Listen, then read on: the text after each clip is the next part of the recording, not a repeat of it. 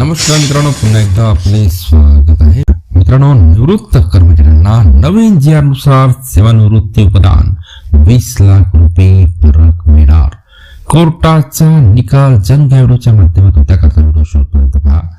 मित्रांनो, चॅनलला आपण अजूनपर्यंत सबस्क्राईब केलं नसेल तर सबस्क्राईब करा, व्हिडिओला लाईक करा, सोबतच मोठी बातमी आपल्या मित्र व परिवाराला सुद्धा शेअर करायला विसरू नका.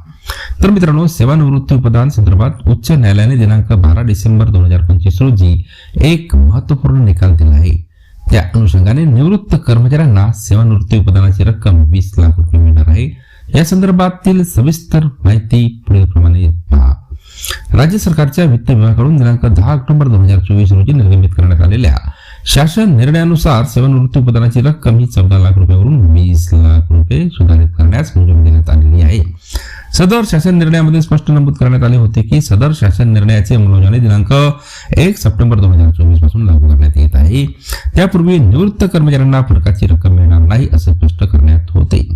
परंतु सदर शासन निर्णयाच्या विरोधात अनेक निवृत्त कर्मचाऱ्यांनी उच्च न्यायालयामध्ये याचिका दाखल केली व दिनांक 1 सप्टेंबर 2024 पूर्वी निवृत्त कर्मचाऱ्यांना देखील 20 लाख रुपये सेवानिवृत्ती उपदानाची रक्कम मिळावी या मागणीकरता उच्च न्यायालयाच्या मुंबई खंडपीठामध्ये दाखल याचिकेवर दिनांक 12 डिसेंबर 2025 रोजी एक महत्वपूर्ण निकाल दिला आहे.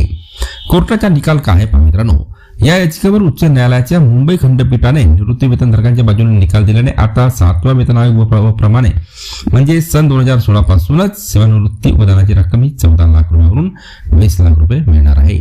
पुन्हा भेटूया नवीन अपडेटसह पुढच्या व्हिडिओमध्ये. धन्यवाद.